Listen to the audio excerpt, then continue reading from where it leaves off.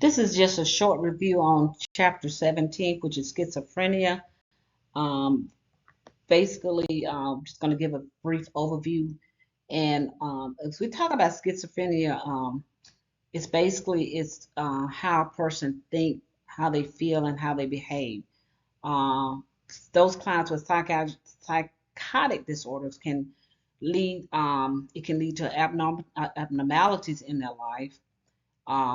They may demonstrate 5 different symptomatic domains, which means that they can be delusional, they may have hallucination, they may have disorganized thoughts, disorganized or abnormal motor behaviors.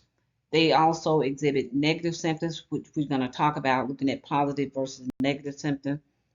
And also, they may have some secondary psychotic symptoms, which can also be observed with those clients they may have some other neurological disorders that could affect the neurological system as well. So, as far as schizophrenia, those clients usually, not always the case, but they may have some other comorbidities, things like substance abuse. They may also have some other psychiatric disorders. They may have anxiety disorders or OCD, panic attacks. They could be at risk for or have cardiovascular disease. Uh, Respiratory system, the system could be impacted. So these are just some comorbidities that may coincide or go along with the client with schizophrenia.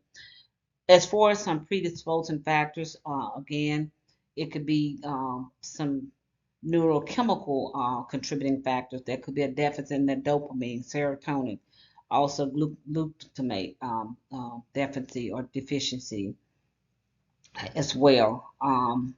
Again, schizophrenia could be genetic in nature, could be a factor, could be also. So again, there are several factors that could contribute to schizophrenia. As far as the course and the prognosis of those clients, they go through different phases. The first phase being prodromal phase, called the prodromal phase. This is where signs and symptoms may precede the acute. They may not be fully manifested. They may not have a fully manifestation of signs and symptoms of the disease. However, the acute phase, this is where the client may show positive symptoms. They may have negative symptoms. There may be some cognitive symptoms, mood changes, and things like that. So that's the acute phase where they really, really showing they becoming symptomatic. The stabilization phase is basically a period in which the acute symptoms, um, particularly the positive symptoms, usually decrease in severity. And we're going to talk about positive and negative symptoms. And then the maintenance phase. This is where we really want the clients. We want them in remission. Uh, again, again, it may could be what the symptoms are really milder than more acute, but we're trying to get these clients in remission. And for the most part, the reason the client, if they have a diagnosis of schizophrenia, not always, but usually is maintaining their medication. Usually when they come in, they present maybe something in their life that triggered it. But for the most part, they are not on their medication. So that's why it's so important that we teach the clients and the family how important it is that they stay on their medication, they follow up with the healthcare provider as indicated. Because sometimes the medication may have to be increased or may have to be decreased, but we're trying to get the clients in remission. And as I talked about positive versus negative symptoms, as you can see here, these are some examples of positive symptoms. They may hallucinate, they may have delusion, bizarre behavior. They may become paranoid. So again, these are positive symptoms. This is basically ultimately this is what you want to see. You want if the client is going to be exhibiting something, you want to see those positive symptoms so you can pretty much know how to gauge those clients. However, if they have negative symptoms, on the other hand, they may show a lack of motivation, anhedonia. They basically so again, you really want to kind of know what the client is thinking. So and what how they're behaving because they can be very dangerous clients. So again, so anhedonia, you definitely and basically that's basically the that's where a client with anhedonia they have a decrease in ability or inability to experience pleasure in everyday life, so they lose interest. They don't, that's what anhedonia means. So again, you want to really apathy is basically like I said, there's a decrease in interest in or attention to their activities. So again, their belief may so activities or belief that would otherwise interest them are not important anymore. So they're not interested again. So they show a lack of apathy. They're no longer interested. So again, if you have to deal with a schizophrenic client, you definitely want them to, if they're gonna exhibit any symptom, you want because again, you can really know how to gauge those clients that are demonstrating those positive symptoms. Then cognitive symptoms, impaired memory. They have a disruption in their social learning, decrease in ability to reason and solve problems, or have a problem with focusing. The attention span is very short. Mood disorders, they may be depressed, they may be anxious, or dysphoria, or they may be suicidal. So again, uh, we always want to assess the client to determine whether or not they're suicidal, hurting themselves or others. As far as assessment guidelines, you want to rule out again any medical problem, any substance-induced psychosis. Clients that may be exhibiting hallucination or delirium, they may not have a diagnosis of schizophrenia. It could be substance induced, or it could be a medical condition that make them exhibit where they show signs and symptoms of schizophrenia. You want to assess for command hallucination. If they're hearing voices, what are those voices telling you? You want to know what those voices are saying. You want to also look at the client's belief system, assess for any co-occurring condition. Look at their medication history, how the family is responding to the client's symptom. Assess the way the family member, how they relate to each other. If the client, you want to look at their support system. If they have a poor support system, guess what? It's going to be difficult. It could be very difficult to get them in that maintenance phase because they don't have anybody to take care of them. So again, assessing the support system is very important. As we look at outcomes, what do we want the client? What are we looking for? How are we wanting the client to our goals or our outcomes? We want these clients to be safe, and we want them to be maintain medical stabilization. So in the phase one, the acute phase, safety is going to be your priority and medical stabilization. Now, let me just flip that a little bit. If a client is coming in exhibiting, say, heart rate 120, blood pressure 200 over 110, I said safety first, but guess what? We've got to get that medical condition under control. So phase one is patient safety and medical stabilization. This is where you're going to prioritize your care, determined based on the client's signs and symptoms. And then again, phase two and phase three, the maintenance phase. I kind of talked about that. We want to show the client to show some improvement in their function. We want them to be able to participate, be social, active, socialized, vocational, whether it's school, whether it's work. We want to get these clients into, self-care skills and help them to maintain that and get them involved in support groups. There are a lot of support groups out there. It may be outpatient, it could be inpatient, it could be crisis intervention lines, but we need to get these clients involved in social networking. Anxiety control, we want to get that anxiety under control and maintain. We want to prevent these clients from relapsing. Again, we want to prevent them from relapsing, so we want to get them in the maintenance phase. Planning, what goes on in the acute phase? They may have to go in the hospital, just brief periods of hospitalization. Okay, so if the client is considered dangerous to themselves or others, if they refuse to eat or drink, because if they don't eat, they don't drink. We look at Maslow's hierarchy of need. They have to eat, have to, bathe, self-care. So if they're not eating anything, they could be at risk for what? Electrolyte imbalances. They're not drinking, impaired nutrition. So again, most of these clients, if they're in the acute phase, that they don't usually eat, they don't drink anything, they hygiene is unkept. So again, they may have to be hospitalized to get them back. Aftercare needs also is important, and then discharge planning. If a client comes in, like I said, if they're not of their medication, they have to be hospitalized. Okay, why did they come to the hospital? We just, based on our assessment, they can afford their medication. So guess what? If they discharge back to the same environment, they can't get the medicine, they're going to be coming back in and out of the hospital. So again, always before we discharge the client, determine what their needs are, and try to link those clients to the appropriate resources.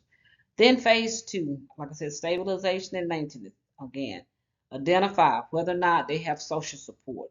Are they interacting? Look at their interpersonal skills. How are they coping? Teaching the client everything we can to prevent relapse. Okay, it's very significant. Determining how and where these needs can be best met within the community. Are there resource centers out there? Or like Cahaba Mental Health, one that you are familiar with in Selma, they may have to be linked to, this is where your case managers, your social worker is going to be your best friend, trying to get those clients to the appropriate resources. Discharging back into the same environment, you're going to get the same result.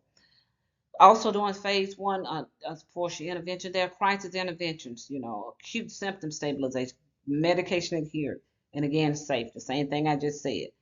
Phase two again, the community support, getting the family involved, health promotion and health maintenance.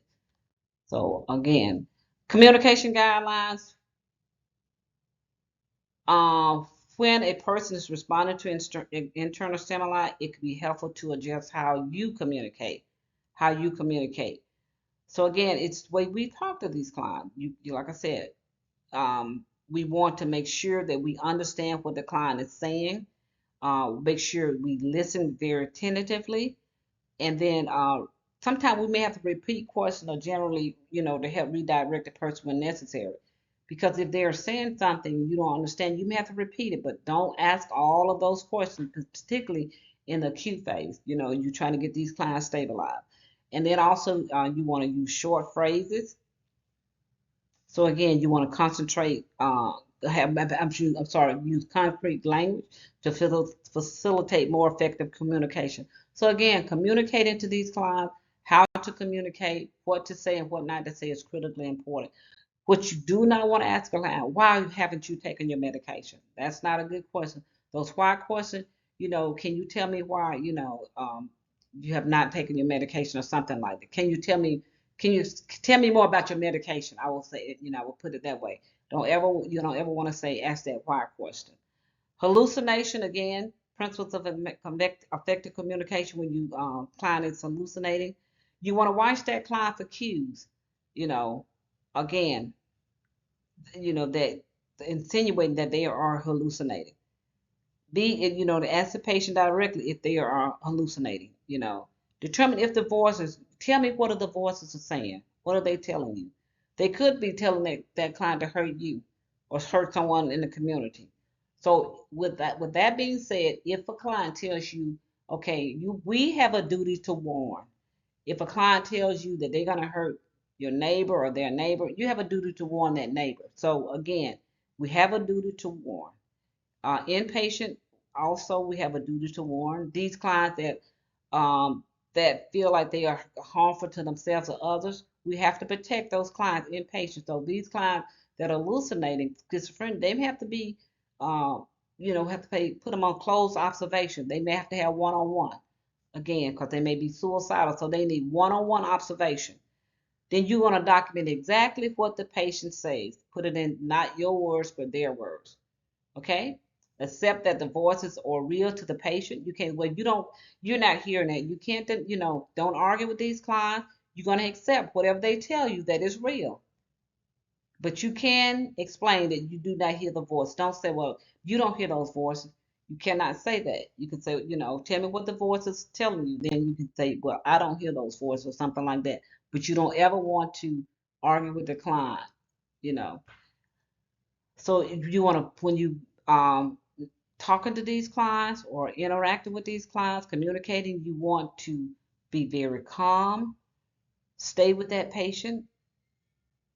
At times, you can also tell the patient to tell the patient voices that they hear, tell the voices to go away. That's appropriate. You can tell them to tell those voices to go away. Like I said, keep calm, focus on simple, basic tasks. Again, help those patients identify time, situation when hallucinations are the most prevalent and intense. You're going to assess for signs and symptoms of anxiety, fear, agitation. And again, intervene as soon as possible. Again, safety is going to be critically important, not just for you, the patient, but for you as well.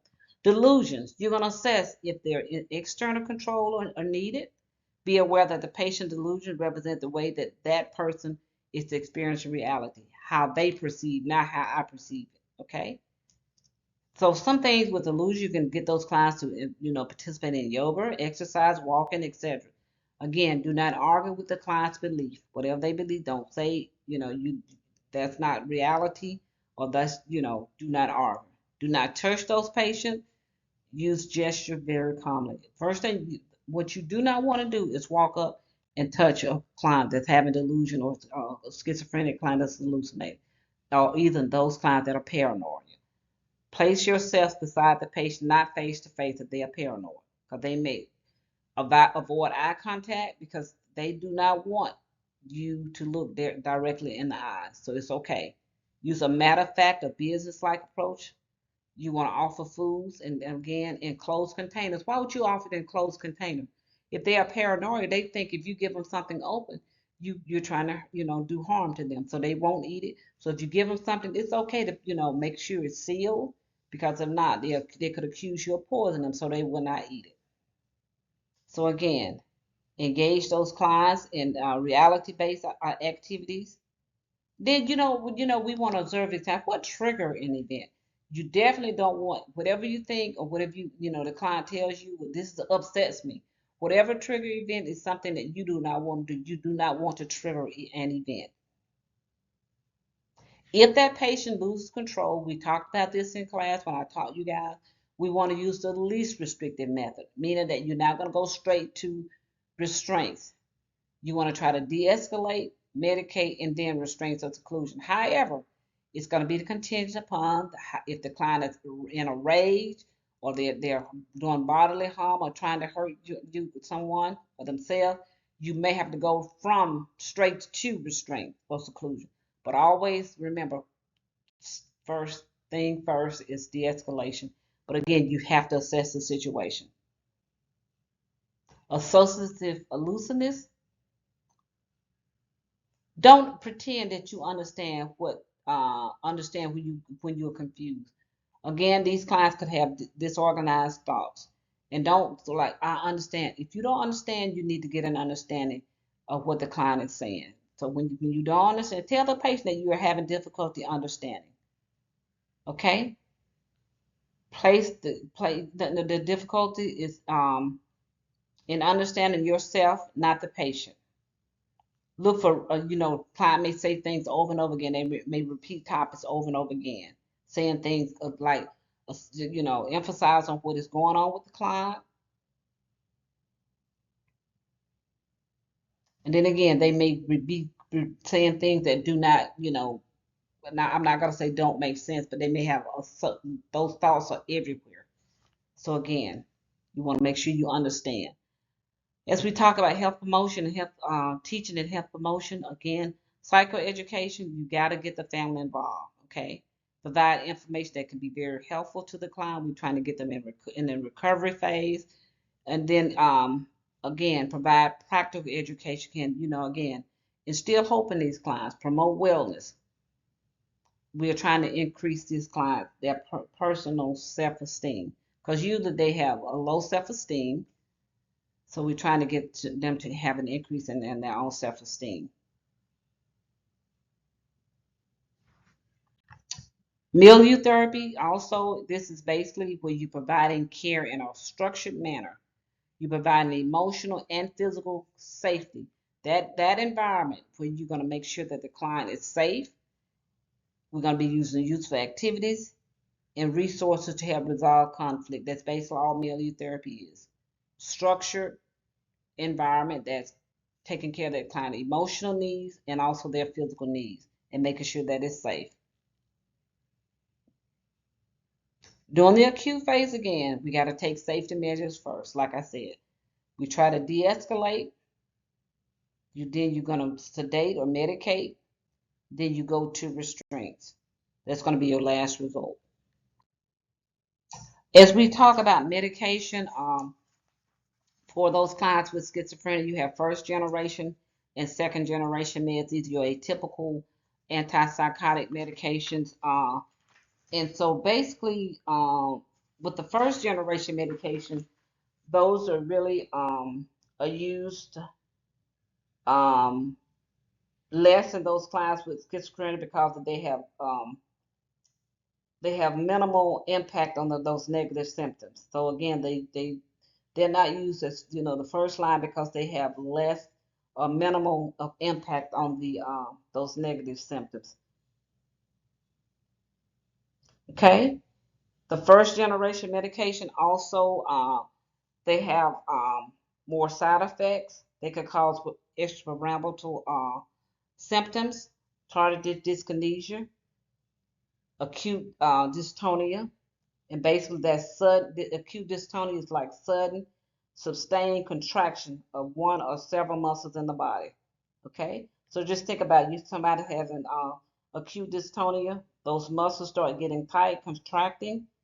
It's very scareful to the client. It's very painful. Their airway can be compromised. That's rare though, but it can happen.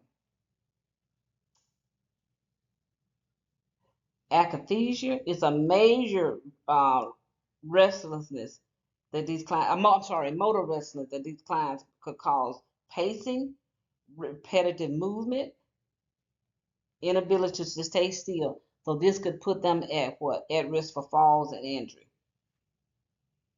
Okay? Pseudoparkinsonian. It's a temporary group of symptoms that looks like Parkinson's disease. Y'all know what the shuffling, the trembles, the shuffling gait, arm swinging. So again, temporary symptoms. Pseudo, shuffling gaits, swinging of the arms. Again, they could put them at risk for falls and injury.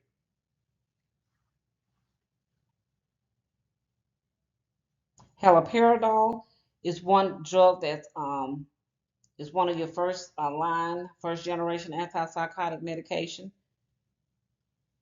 Fluvenazine, FLUPHENAZINE. It's another first generation medication that you're going to see more frequently or commonly used.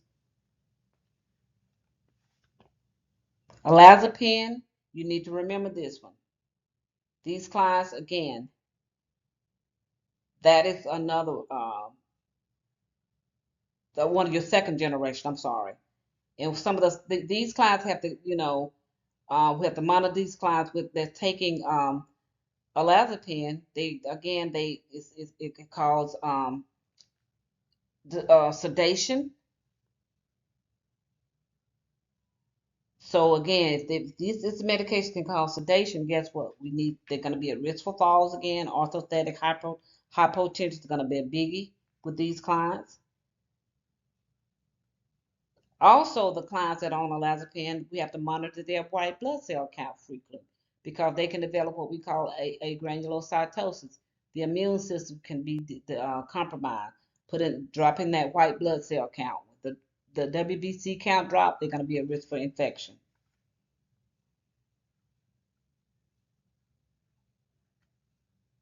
Apripazole, you may see that used some also.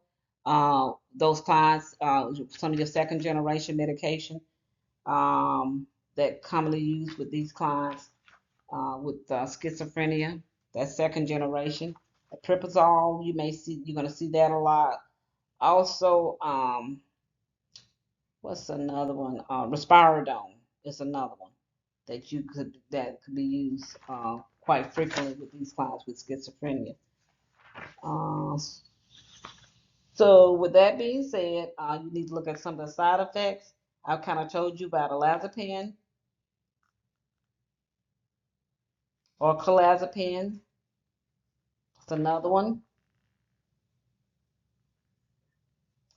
Also, with some of the other side effects could be anticholinergic side effects, and y'all know what anticholinergic means, drying up secretion. So again, with that being said, these clients, they're gonna have, dried up, the secretion gonna be drawn up or decreased rather. The urinary output is gonna decrease. So again, need to monitor your intake and output. So, drying up secretion, anticholinergic. They can have also what we call anticholinergic. We talked about neuroleptic malignant syndrome. And then also drug-induced liver problems. So again,